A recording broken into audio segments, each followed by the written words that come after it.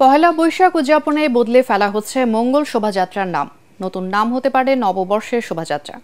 বাংলা নববর্ষ বরণের আয়োজনকে সার্বজনীন করতেই এমন পরিবর্তন বলে জানালেন সংস্কৃতি উপদেষ্টা মোস্তফা সরওয়ার ফারুকী। তিনি জানান, এবার শোভাযাত্রায় থাকবে ব্যতিক্রম আয়োজন, থাকবে ইসলামিক দৃষ্টিভঙ্গির অনেক কিছু। এসব পরিবর্তনে শোভাযাত্রা ইউনেস্কোর স্বীকৃতি হারাবে না বলে মনে করছেন উপদেষ্টা। রিপোর্ট মাহবুব কবির চপলের।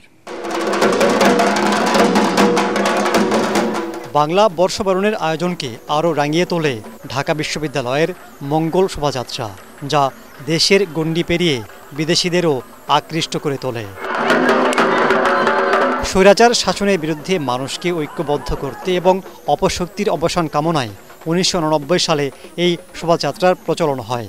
তখন নাম ছিল আনন্দ শোভাযাত্রা। 1996 সালে এর নাম দেওয়া হয় মঙ্গল শোভাযাত্রা, যা 2016 সালে ইউনেস্কোর সাংস্কৃতিক ঐতিহ্য হিসেবে স্বীকৃতি পায়। 30 বছর পর মঙ্গল শোভাযাত্রার নাম বদলাতে যাচ্ছে অন্তর্বর্তী সরকার।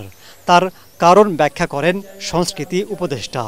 ভিশনের ফুলঝুরি মেগা অফারে ফ্রিজ কিনলেই পাচ্ছেন 16 পিসের আকর্ষণীয় গিফট বক্স একদম ফ্রি।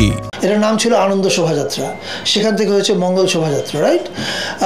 যেই নাম একবার পরিবর্তিত হয়েছে, যদি সবাই সর্বসম্মত হয় তাহলে আবার পরিবর্তন হতে পারে, আবার যদি সবাই সম্মত হয় পরিবর্তন নাও হতে পারে। শোভাযাত্রা যেটা, এটা আর বাঙালিদের শোভাযাত্রা না, এই শোভাযাত্রা বাঙালি, চাকমা, মারমা, গারো প্রত্যেকের।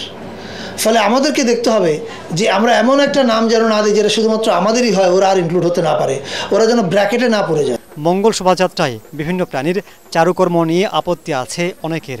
2023 সালে এগুলো বাদ দিতে আইনি নোটিশও পাঠানো হয়। এবারের শোভাযাত্রায় চারুকর্মগুলো থাকবে কিনা তা পরিষ্কার করেনি সংস্কৃতি মন্ত্রণালয়। তবে থাকবে ইসলামিক ভাবধারার অনেক কিছু। আর এসব পরিবর্তনে ইউনেস্কোর স্বীকৃতিতে কোনো প্রভাব পড়বে না বলে মনে করছেন সংস্কৃতি উপদেষ্টা। ইউনেস্কো এই শোভাযাত্রাকে স্বীকৃতি দিয়েছে এবং ইউনেস্কো আগামীবার জানবে এই শোভাযাত্রা আরও বড় হয়েছে, আরও ইনক্লুসিভ হয়েছে।